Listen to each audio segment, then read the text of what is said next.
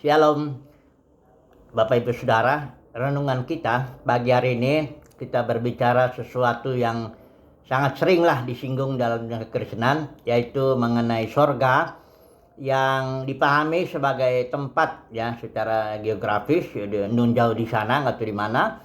Dikatakan lagi jalannya dari Mars, kita bernyanyi-nyanyi di sana selama-lamanya memuji Tuhan. Nah, mari kita melihat apa kata Alkitab mengenai tema kita ini, sorga atau rumah Bapa atau Yerusalem baru atau apapun orang Kristen biasa menyebutnya. Nah, mari kita melihat dulu, ya tentu kita nggak bisa baca semua kitab ini, pasal-pasal ini. Percakapan terakhir Tuhan Yesus dengan murid-muridnya, ya itu Yohanes 13, 14, 15, 16 dan doa Tuhan Yesus pasal 17. Nah, kita lihatlah dari 4 pasal ini, dari 13 sampai 17 ini ya. Saudara nggak akan temukan satu kata pun yang 13 sampai 16 ini, 13, 14, 15, 16, tidak ada satu kata pun atau istilah yang muncul tentang istilah sorga. Ouranos itu istilah Yunani, sorga itu Yesus sama sekali tidak bicarakan soal itu. Nggak penting itu dibicarakan. Di malam terakhir ini Yesus berbicara sesuatu yang lain, yang nanti kita sebentar pelajari dengan cepat ya. Jadi sorga itu bukan fokus rencana Bapa. Fokus rencana Bapa itu bumi, supaya kerajaan sorga datang ke bumi ini ya. Nah, mari kita ngelihat apa sih yang dibicarakan Yesus itu yang utama di dalam 3-4 pasal ini ya. Ini doanya kan pasal 17 ya. 13, 14, 15, 16 ini apa ini? Jadi intinya begini, Yesus katakan aku akan pergi kepada Bapa ya, menyediakan tempat. Memang di pasal 14 ada tulisan dikatakan situ menyediakan tempat. Tapi sebenarnya itu bukan yang dimaksud Yesus, bukan tempat jasmani ya, yang kayak semacam apartemen indah dan sebagainya, bukan begitu. Yesus pergi itu bukan ke situ. Saya baca dulu ya, coba perhatikan di layar sini ya. Di rumah Bapakku katanya, ini nanti bayangan orang udah tempat nih, padahal bukan begitu. Di rumah Bapakku banyak tempat tinggal. Jika tidak demikian, tentu aku mengatakannya kepadamu, sebab aku pergi ke situ. Pergi ke situnya Yesus itu bukan pergi ke tempat. Kalau saudara baca seluruhnya itu, banyak muncul perkataan Yesus berkata, aku pergi kepada Bapa, pribadi Bapa ya. Yesus itu sebagai yang diutus oleh pribadi Bapa, dia kembali kepada pribadi Bapa. Jadi dia bukan pergi ke tempat. Nah, setelah dia sampai kepada pribadi Bapa melalui mati bangkit duduk sebelah kanan Bapa, ayat 23 perhatikan ini ya. Kami akan, artinya Bapa dan aku ya, akan datang kepadanya, kepada kita, dan diam bersama-sama dengan dia, dengan kita ya. Jadi Yesus mati bangkit duduk sebelah kanan, dia datang pergi kepada Bapa, dan nanti Bapa dan Yesus datang kepada kita, ke dalam batin kita ya. Jadi rumah Bapa itu adalah batin kita ini ya. Ibrani juga mengatakan begitu, Ibrani pasal yang ketiga ayat 5-6 ya, sebagai Musa setia dengan rumah Bapa, demikian Kristus sebagai anak setia juga dia, dan rumahnya ialah kita. Itu Ibrani pasal 3 ayat 6. Jadi rumah Bapa itu adalah pribadi kita, batin kita inilah tempat berdiam Bapa dan Yesus. Tapi juga Roh Kudus, karena Yesus bilang begini, hanya sebentar aja aku pergi dari kamu, nanti aku datang lagi. Dia janji ya kepada yang 11 muridnya itu, karena Yudas sudah nggak ada di situ kan. Nah, Yesus janji, aku akan datang lagi katanya. Nah, kalau misalnya nanti datang yang kedua kali, masih 2000 tahun ini belum datang-datang, ya berarti murid-muridnya udah mati. Berarti janji Yesus nggak digenapin dong. Nggak begitu. Datang lagi Yesus itu dalam pribadi Roh Kudus. Pada waktu pencurahan Roh Kudus itu. Nggak lama setelah malam terakhir itu pencurahan Roh Kudus terjadi. Ya, Pentakosta itu. Disitulah Yesus datang di dalam pribadi Roh Kudus. Jadi, dalam batin orang percaya, ada Bapa, ada Tuhan Yesus, ada Roh Kudus. Itulah dia rumah Bapa.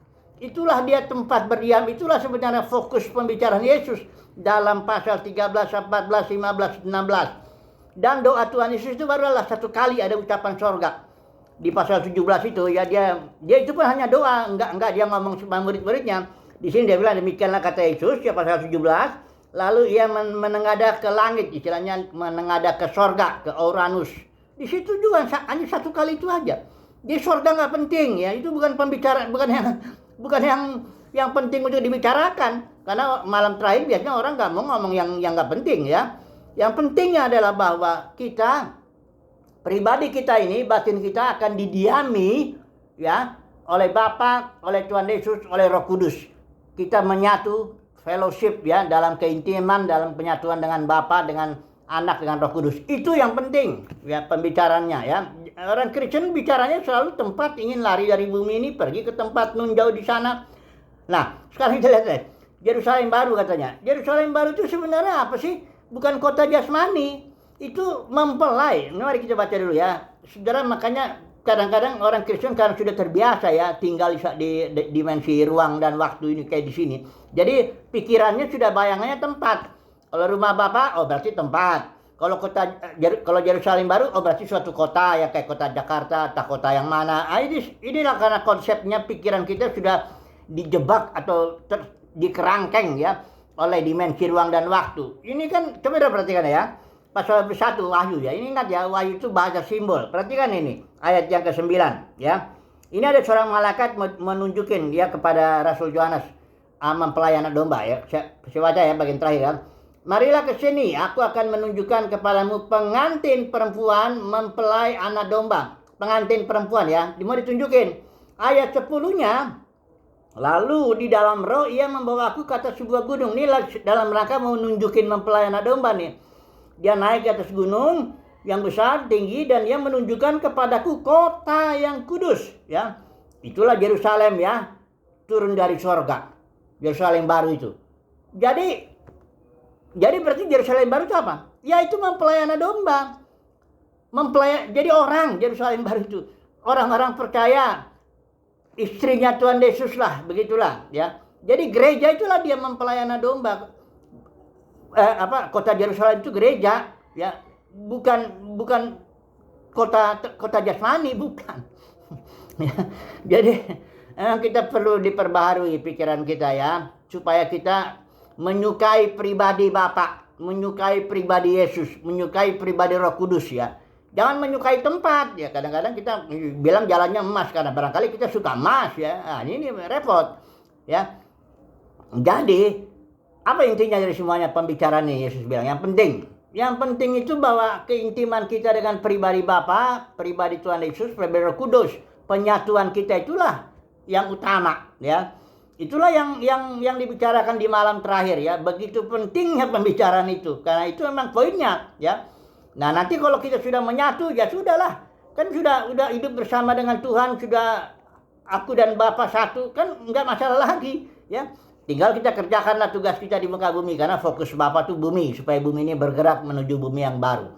Jadi itulah kira-kira ya. Semoga pikiran kita diubahkan lah ya, jadi dari fokusnya tempat, fokusnya rumah ya, fokus kota jasmani, kita rubah ya menjadi suatu pribadi. Tujuan kita pribadi Bapa, jalannya itu adalah pribadi Yesus ya. Tidak seorang pun yang datang kepada Bapa kalau tidak melalui aku, kata Tuhan Yesus.